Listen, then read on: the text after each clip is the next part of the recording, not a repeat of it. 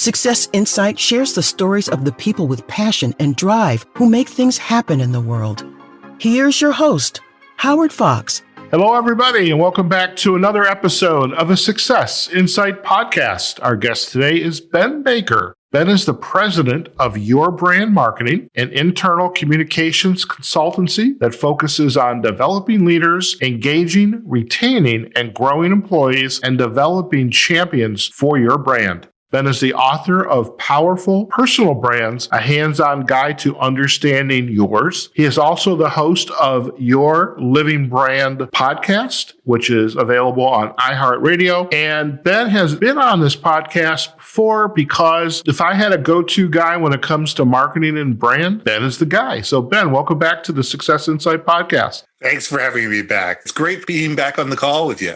Fantastic. You know, you and I talk a couple times throughout the year, but we also see each other fairly frequently on social media, mostly on LinkedIn. And I had noticed that you had a posting recently on leading in a crisis and, really kind of helping organizations kind of navigate our current healthcare crisis and the effect it's having on companies, the owners, the leaders, the employees. And as I think back when you and I last had a podcast together, it was back in January. So the COVID-19 probably had not even been on our radar. Maybe we heard about it, but here we are in the middle of May already. Let's hear a little bit about you and what's your reality right now helping organizations? Yeah, I just want to first start off by saying thanks for having me back on the show. The world's changed.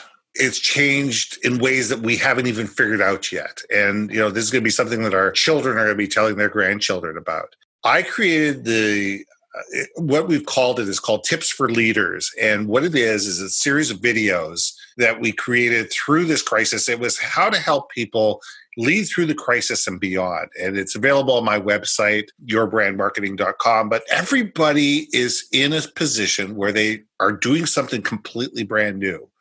You have leaders that have never led a remote team. You have people that have never worked from home before. We went home in a crisis. People basically picked up everything they had, left the office, and hopefully they had everything they needed to be successful moving forward. But there was no strategy involved. It was, oh my God, we need to get our people home. We need to get our people safe. Everybody go home and we'll figure this out. And there's been a lot of trial and error, and companies have done a lot of things really, really well. And there's been companies that have done things poorly. But through it all, we've learned. And I think that that's going to be the success of companies moving forward, of realizing we're all in this together. Employees, vendors, customers, management, whoever, we all need to sit there and say, look, we're all in a position that we've never been in before. We're doing things on the fly, and we're experimenting as we go, and we're going to do some things right, we're going to do some things wrong. And if we sit there with the intention of, is this something that we think is going to be good for everybody? Okay, let's try it. All right, it didn't work. Why didn't it work? Let's figure it out. Let's augment it. Let's change it a little bit. Let's ask people why it didn't work for them. Figure these things out, change it a little bit, and reapply. And I think that that's going to be the next 6 months, a year, 2 years, 4 years down the road, as we get into a new world where we're going to experiment a lot more. Leaders are going to have to be far more creative. They're going to have to be far more adaptable. They're going to have to communicate more effectively. And it's skill sets that a lot of leaders don't have because we've been training managers. We've been training people how to manage process and not how to lead people. And right now, we need better people who can lead people, that people who can coach, people who can inspire, people who communicate, people that can figure things out on the fly and be able to sit there and say, okay, this is how we're going to adapt. And that's the work that we're doing right now. We're working with people to help them adapt to the new normal and be able to be successful both as employees and leaders at any level to be able to move forward successfully. Really great points. And I was reminded of a kind of a metaphor. We kind of hear these in these, I don't know if they're in team leadership workshops, but the metaphor is you have a glass jar and you have a bunch of rocks or boulders. What do you put? You put in the big boulders because those are the most important things you as an individual, a leader, with your team and your company need to take care of. So that's the big things that have to happen. Then you got the smaller, medium-sized boulders. You put those in, how many can get in. That's what's important. And then you have the smaller rocks, which they're there, they're on your radar, but they're not really important. Then you fill the rest of this jar up with a lot of sand. And I was thinking about, after reading people's comments, Ben, that what this new normal is. And I had this aha moment that over the years, I don't know if it's the last 5, 10, 20 years, we've gotten so used to accommodating somebody else telling us what we had to do. We had to work on this project. We had to do this work this way, get it done, or else if you don't like it, you can leave and go find another job. You had to get on an airplane. And this crisis, I believe, has resulted in this realization that things are really not that important. I can do my work in the comfort of my home, wearing my sweats, my hoodie. Yes, I need a little bit of technology to do it, but having people be forced to work long hours to accomplish these goals with really no understanding of what impact they play in the overall big picture, that's the way things used to be. Now we need to tell people and communicate with them, here's what I would like you to do, here's why. And that's, you mentioned the word communication is such an important aspect of how we adapt as individuals. These managers who now need to learn how to lead need to learn how to communicate frequently and differently than they may have done in the past. I'm curious, after I get off my soapbox right there. It's okay. It's a comfortable soapbox. I've been on that one myself. I'm curious about these tips. I mean, can you share what some of the tips are for leaders? Yeah. And the tips really come down to the whole Simon Sinek start with why. And, I wish I could take, full credit for start with why. I'm not even sure Simon Sinek can. He's the one who's made it popular in the near future. But it comes down to the fact that we need to sit there and understand why we do what we do within corporations and be able to have that sense of purpose. I'm a big believer of people plus purpose equals profit. We need to sit there and say, what is the purpose of our organization? What do we value? And not those platitudes on a wall, not that wonderful mission, vision, value statement that's up on a wall somewhere and it's, written in gold and everybody's supposed to remember it and nobody does and nobody lives it. That's not the reality. The reality is, what's your brand story? Where did you come from? Where are you today? What were the challenges and successes that you got you there? Who do you serve? Why do you serve them?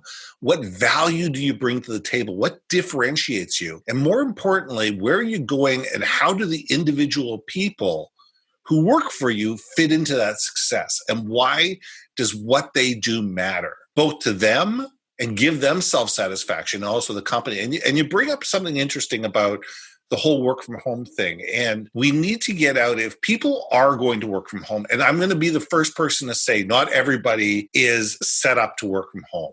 Mentally, physically, whatever.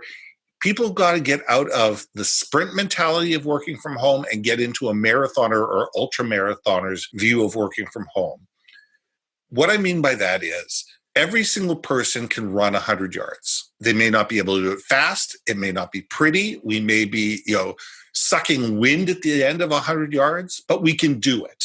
Running a marathon or running an ultra marathon is something completely different. It takes timing. It takes pace. It takes patience. It takes psychological, viewpoint behind this to be able to think about, okay, what does the next 6 months to a year to 5 years look like in terms of small, medium, and large size goals? What's important to me? How do I communicate effectively with people? How do I make sure that I am successful and successful within my team? How do I make sure that my team understands what they need to be successful themselves? And how do we communicate as a team and make sure that no person is left behind? Because it can be isolating, it can be depressing, it can be, disenfranchising, disengaging, working from home when you're used to being with a group of people that you feed off of, that's where you get your energy from, that's where you get your ideas from, that's where you collaborate, and then all of a sudden you're isolated from all those people. That may not be the right place for you to be, and it's just because you can work from home doesn't mean you should. And we need to take a look at this and say, Are these people set up, first of all, to work from home successfully? And do they have the psychological makeup to be able to work from home long term? It's not a situation of can they, or it's should they. And it comes down to individual conversations. And here's, I think, part of the dilemma is if we were in the office, and I think you talked about psychology and personality, if you are the highly extroverted type, so it doesn't matter what tool you use to measure your degree of extroversion, introversion, but if you were an extrovert, you love, for the most part, being in the office. You could interact with people, have conversations. Your ability to do your work and to adapt to the challenges was predicated on the energy of others versus the introvert who, needs the time to think, to kind of step back, to evaluate options. That individual is always looking for ways to, how can I get away from people and just kind of think about doing the work? So now we're at home, and I'll tell you, as an introvert, and I am an introvert, I miss human interaction, but for the most part, I have no problems with this. Okay, I've got the discipline. I know what I need to accomplish. Whereas someone who is the extrovert now is like incredibly frustrated. It takes an organization that trial and error to practice. How do we make sure our people have all the things they need to do to continue to be successful virtually? But there's going to be those individuals that are not going to be able to complete this marathon. Now, what do we do? Well, I think that's where good leadership comes in. And it comes into the little conversations of how are you doing? What are you working on? Do you need some help with that?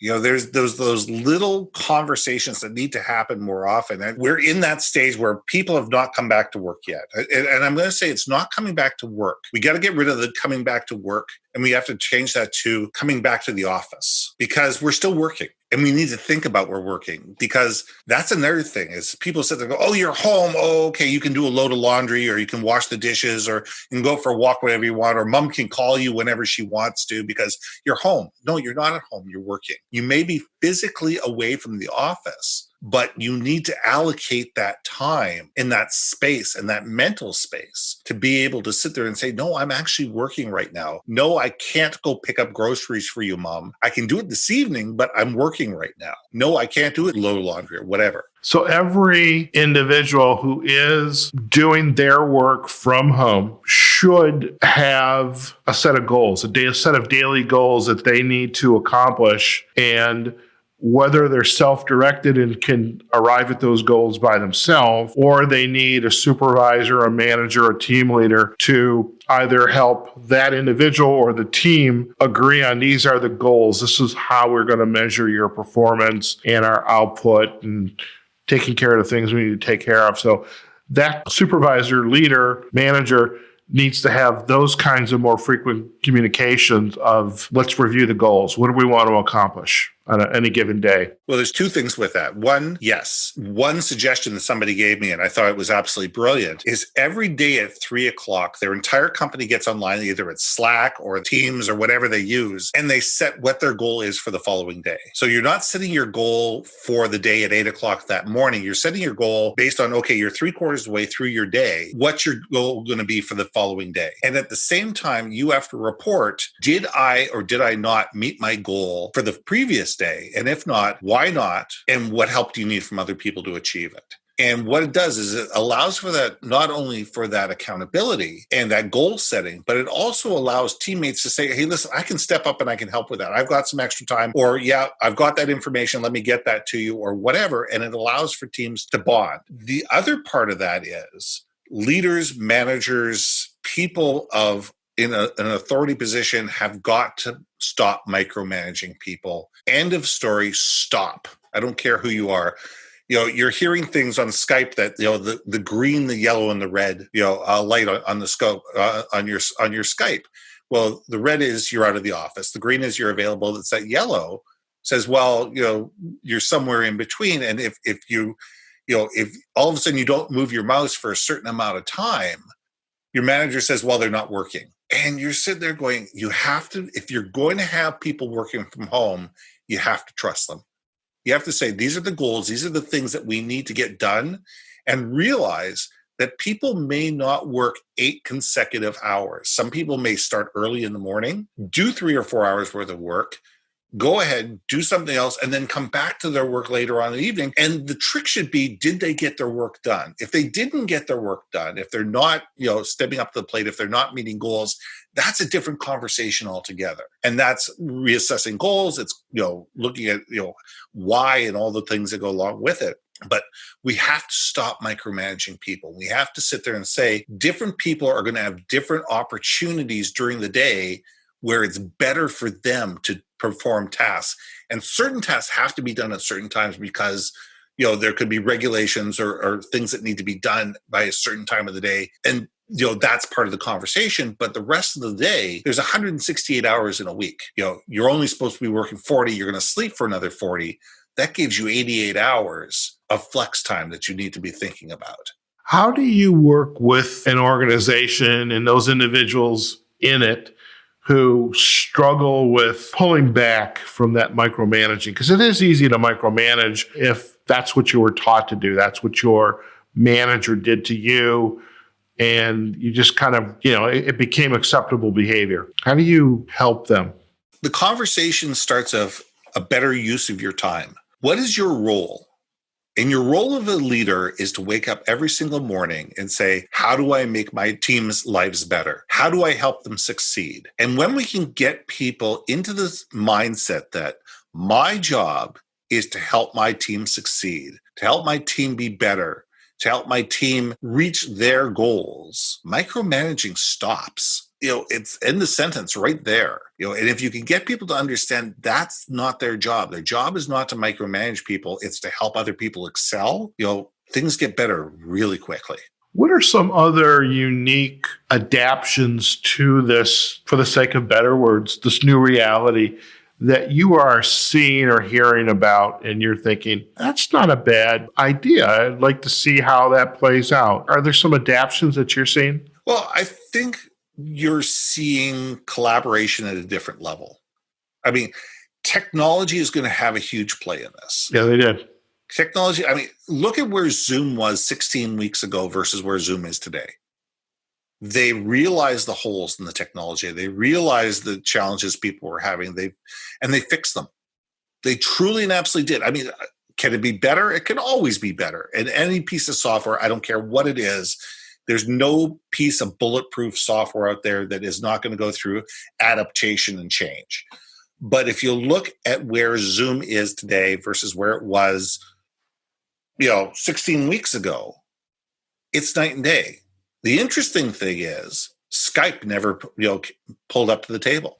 Skype has been dropping away from the table for years. But that's the thing it's like people need to sit there and look at that within their company and sit there and say, okay, think with that mentality. What are the little things that we can do within our company that are going to make us more valuable to our customers? And a lot of it comes down to understanding what are the true skill sets of the people that work for you. Because a lot of times companies have never sat there and done a skill set inventory of what their employees can truly do. And right now you have companies sitting there saying, okay, my entire customer base is not buying anything right now. They are devastated. Anybody who supports the event industry is dying right now because the event industry is dead. I had 6 months worth of speaking engagements blown out from underneath me in under a week. Every single speaking gig I had, I'm supposed to go to Trinidad and Tobago in September. I just had a conversation with somebody yesterday. It's canceled. It's done. Hopefully we'll be doing it in 2021. But what it's allowed people to do is sit there and say, okay, if I can't serve this client or I can't serve the client this way, what else can we do? How can we utilize our product line? How can we utilize our service? How can we utilize our technology in a different way? Case in point, breweries. Breweries sat there and realized, all right, I can't sell to the bars anymore. I've got all this extra production. I've got all this extra inventory, all that kind of stuff. Wait a second. First of all, there's two things we can do. We can start doing home delivery of craft beer, and that's happening. And you also have companies that are sitting there going, wait a second, we produce alcohol. Alcohol is the number one ingredient in hand sanitizer. And you'd be amazed how many of these small craft breweries have turned around and all of a sudden become hand sanitizer companies. So it's a matter of looking at the innovation that's come out of this. And you are going to see enormous innovation that's going to happen over the next 3-4 years. 2008 brought us Uber, it brought us Airbnb, it brought us a whole bunch of different things because of the crash of 2008. So the innovation and the new companies that are going to come out of 2020, I'm excited to see what's going to come out of it. An idea that was introduced to me the other day by Susan Ibitz. She was the guest on the podcast. She is, as she calls herself, a behavioral hacker. So she looks at individuals. In fact, you should probably have her on your podcast. She looks at body language. She looks at the face, the eyebrows, the earlobes, the eyes, everything, and you can tell a lot about it. And it's very useful in law enforcement and in profiling. But she was sharing this idea the other day about, the individual that perhaps needs a little bit more interaction. So, like right now, you and I are chatting with each other. There's no reason why this camera cannot continue to be on and we're doing our work. And so that adaption, I'm thinking is, I'm just imagining this. Again, it's just blue sky in it right now. The video of your coworkers, it's all up on a board and everybody can see each other for the most part, maybe just a head, but we're doing our work. And now if we need some help, I can, ping your window and go on a private call with you. And I thought that's a great idea. That way I'm serving the person who needs that human interaction, but I'm also can focus on my work. And so I think platforms like Zoom, like some of the other webinar meeting platforms, I definitely see that evolution taking place, but it's like, what a wonderful idea. So we are going to see more adaption coming up as a result of, this crisis that we're in.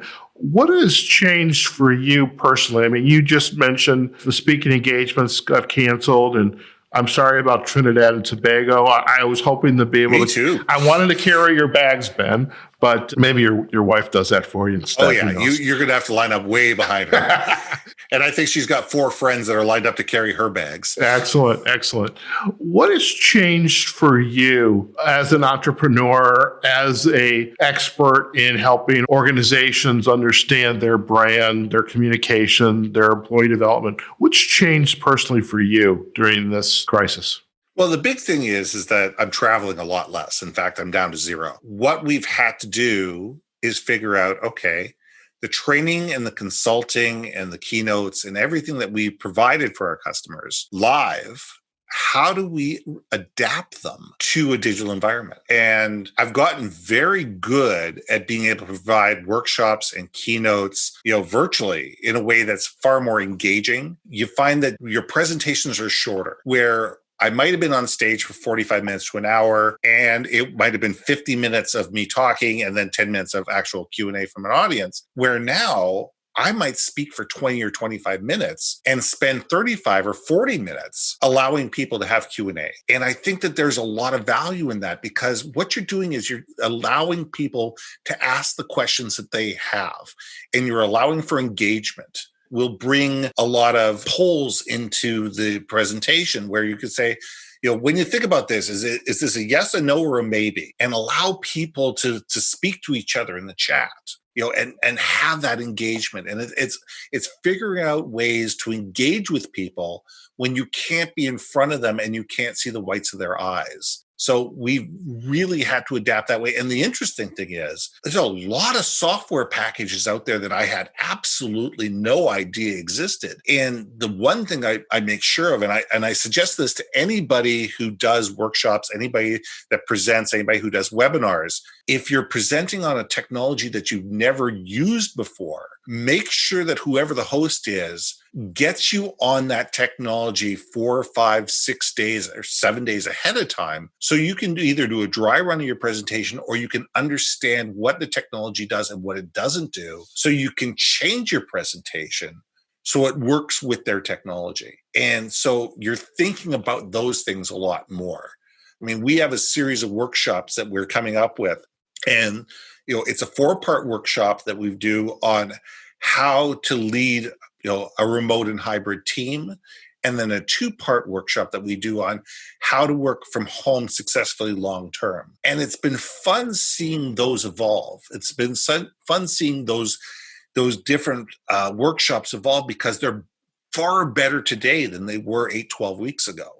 And it's a matter of sitting there going, okay, now that we've got more understanding of what the Zoom technology can do, how we can use breakout rooms, how we can use polls, how we can involve people, it becomes far better.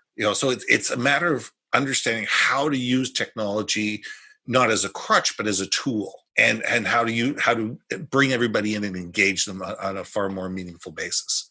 And I'm glad you brought up the workshops, because I did want to talk about it. So you've got the 4-part for working remotely, and then the 2-part for helping an organization with their teams for long term. Flip it. Yeah, flip it. Leadership is a 4-part, and the employees are a 2-part work. Excellent. Yeah. One of the lessons that I've learned, or I kind of knew it, but I think people are learning it. When you do these Zoom workshops, it's good to have a second host, a co-host, absolutely, who's doing the behind the scenes, answering questions, taking care of the chat, bringing people into the room so you can focus on presenting the material. And I love the aspect about bringing groups of people onto the platform. And I do a weekly questions and answer for an hour and a half for clients at a nonprofit. It's all things LinkedIn. Whatever question you have, I will answer it. And it gives people who all of a sudden can't come in to the center and take workshops and get one-on-one coaching, they can at least come on once a week, and they've got a venue to ask questions. And, both the companies and you and I as entrepreneurs are looking and experiencing new ways to deliver the services that we provide. And I think it's wonderful, actually. And the fun thing about it is there's a lot of organizations that are bringing me in across North America to do these workshops for their clients, because you either have service-based organizations that have 10,000 clients or something like that, and their clients are trying to get their get their clients back to work, or you sit there and say, all right, how do we engage people? How do we make our clients' lives better, so when they do come back into our space, we are the valuable source, and we are the people that have added value to them, and you've built that long-term standing relationship. So there's a lot of things, even if you as an organization don't have a lot of employees, but you service a lot of companies, there's a lot of value to be able to provide those things to your customers, to allow your customers to succeed long-term. Because if they're succeeding, they're going to be buying your products. Most definitely. And, it's been fun to see how organizations are helping their clients. So it's not how we can grow our business. How can we help our clients? And because in return, there's reciprocity, because this first company is going to be remembered as the person that helped their clients, move beyond whatever issues they were facing. And absolutely. And we're doing that for a company in Australia right now. And that's pretty exciting. Yeah. Well, maybe there's a trip to Australia eventually, or exactly. That's and you have to line up behind my wife again to Gary Longer. Oh my God, thanks a lot. Well, listen, Ben, if our listeners would like to learn more about you and your work, where are the best places for them to go? You know what? There's one place. It's YourBrandMarketing.com. Everything is there. Is work with Ben section. There is ideation session that has both my podcast, different podcasts that I've been on. My leadership series is everything. Everything is sitting right there. And if you really want to get in touch with me, call me 604-512-7174. I always answer the phone. And if I don't, leave me a message and I'll call you back. Fantastic. Well, we'll definitely provide the links back to the website, Your Brand Marketing, and the workshops. There is a link somewhere to get to the workshop. We'll provide that as well. Yeah, it's the YourBrandMarketing.com/workshops. And that'll give you all the information. They can click on the various workshops and see a one-pager of the type of things it includes. Fantastic. Well, Ben, as usual, it is an absolute pleasure to have you join me on the Success Insight podcast. We always have a great conversation, lots of great information going back and forth. So again, I'm sorry about Trinidad and Tobago, but thank you for spending time with me. Hey, thanks for having me on the show. All right, folks, we have just been chatting with Ben Baker. He's the president of Your Brand Marketing, an internal communications consultancy.